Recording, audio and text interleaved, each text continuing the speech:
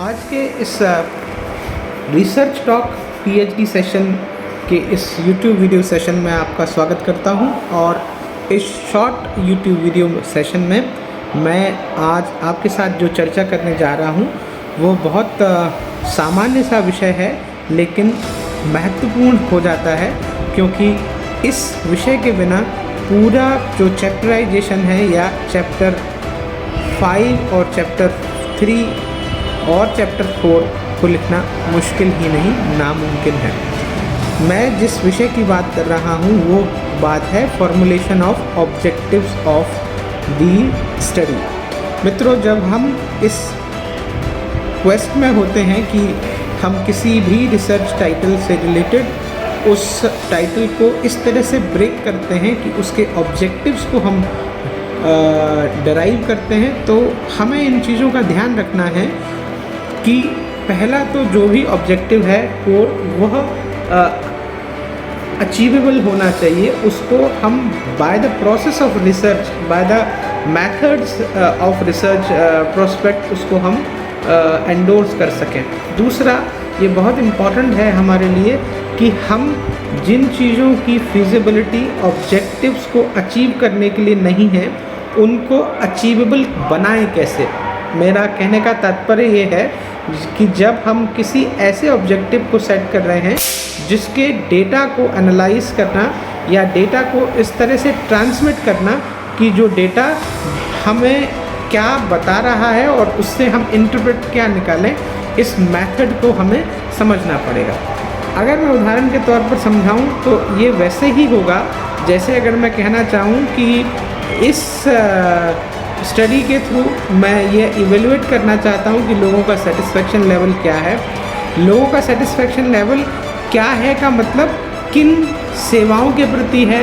किन मैकेनिज़्म के प्रति है, किन संसाधनों के प्रति है, या कोई भी ऑफरिंग के प्रति है, या हम ओवरऑल एक्सपीरियंस की बात कर रहे हैं। तो यहाँ जो भी टेबुलेटेड फीजिबिलिटीज़ हैं उनको एनालाइज किया जा सकता है। सिंपल स्टैटिस्टिकल टूल्स को भी हमें और मेथड्स को भी इस समय जब हम ऑब्जेक्टिविटी को डिराइव कर रहे हैं, क्या वो एक्सेप्टेबल है, क्या वो अचीवेबल है। तीसरा, इस क्वेस्ट में हमें इस बात को ध्यान रखना चाहिए कि क्या वह ऑब्जेक्टिव प्रैक्टिकल या व्यवहारिक भी है या नहीं, क्योंकि किसी भी विषय की व्यवहारिकता के संदर्भ में अगर वह व्यवहारिक नहीं होता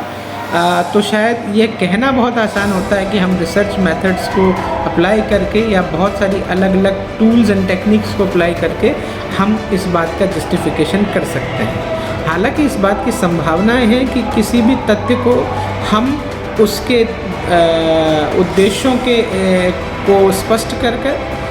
उस पर आधारित हाइपोथेसिस को क्रिएट करके, और हाइपोथेसिस जो कि टेस्टेबल है, हम सेलेक्ट, रिजेक्ट या उस हाइपोथेसिस के विरुद्ध जो भी आंकड़े हैं उनके द्वारा एक तथ्य को उजागर कर सकते हैं। हालांकि इस बात में इस तथ्य को भी ध्यान में रखना चाहिए कि क्या कोई बात व्यवहारिक है भी या नहीं। मसलन कोई हाइपोथेसिस नल अथवा अल्टरनेटिव हाइपोथेसिस हमारे द्वारा तय विचार से कह तो दी जाती है, लेकिन इस कहने के परिप्रेक्ष्य में उस नल हाइपोथेसिस को हम अल्टरनेट हाइपोथेसिस के परिप्रेक्ष्य में सेलेक्ट या रिजेक्ट करते हैं, तो हम उस तथ्य को मानते हैं जो तथ्य हम एक परिकल्पना की स्थापना के साथ स्वीकार करते हैं। लेकिन क्या कोई तथ्य स्वीकार करने लायक भी है या नहीं। मसलन अगर हम किसी ऐसे तथ्य की बात करें जो इम्प्रैक्टिकल है, तो शायद वो टेस्टिंग ऑफ हाइपोथेसिस या हाइपोथेसिस परिकल्पना की स्थापना और फॉर्मुलेशन ऑफ हाइपोथेसिस ही गलत है, अतः ऑब्जेक्टिविटी को अचीव करना इम्प्रैक्टिकल होगा। चौथा और जो बहुत इम्पॉर्टेंट कारक है वो यह कि हमें इस बात का ध्यान भी रखना है कि क्या हम उन सारी चीज़ों को, क्योंकि कई बार चीज़ें कैलकुलेटिव होती हैं, अटेनेबल होती हैं, अचीवेबल भी होती हैं, प्रैक्टिकल भी होती हैं, लेकिन उसको हमारे लिए अचीव करना शायद मुश्किल होता है। To be able to address your problems from the prospect of your mindset, it is essential for us कि हम उसे अपने तरीके से संभव समझ पाएँ। मैं किसी उद्देश्य की प्रतिपूर्ति या किसी समस्या को समझ पा रहा हूँ तो मैं वैसे ही ऑब्जेक्टिव्स को अपनी स्टडी के लिए सेट करूँगा। इस बात का और भी ध्यान रखना चाहिए कि जिन भी उद्देश्यों की स्थापना हम कर रहे हैं उनके बीच में कुछ ना कुछ स्टैटिस्टिकल आंकड़े ज़रूर हों और उनका जो इंटरप्रिटेशन है वो व्यवहारिक और आंकड़ों के स्तर पर स्पष्टता से स्वीकार किया जा सके। अतः किसी भी रिसर्च पेपर में या पीएचडी थीसिस के अंदर जब हम ऑब्जेक्टिव्स को फॉर्मुलेट करते हैं तो उनकी व्यवहारिकता, उनकी उपयोगिता, उनकी अचीवेबिलिटी और उनको स्टैटिस्टिकली हम किस तरह से इंटरप्रेट करेंगे, क्योंकि आंकड़ा जो हमारे पास आ रहा है वो वस्तुतः क्या कह रहा है, उसके क्या मीनिंग है और उसके क्या कारक हैं, उन कारकों के बेसिस पर हम क्या बात किस स्तर तक स्पष्टता के साथ कह सकते हैं, इस बात का ध्यान रखना चाहिए। मित्रों, आज के सेशन में मैं एक छोटे से सेशन के साथ जो बात कर रहा हूँ ये ग्वालियर से बाहर हूँ, किन्हीं व्यक्तिगत कारणों से समय निकालकर इस वीडियो को आपके बीच में ला रहा हूँ। उम्मीद करता हूँ रिसर्च टॉक्स के आपके इस तरह के सारे सेशंस को आप अप्रिशिएट करते होंगे और अगर आपको ये वीडियो अच्छा लगे डिस्क्रिप्शन बॉक्स में ज़रूर लिखिए। मेरे से या मेरी टीम से पीएचडी असिस्टेंट्स पर आपकी कोई भी रिक्वायरमेंट हो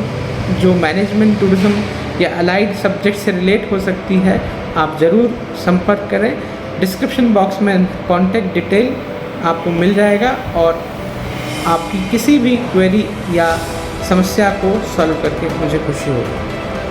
आपने मुझे सुना, सराहा,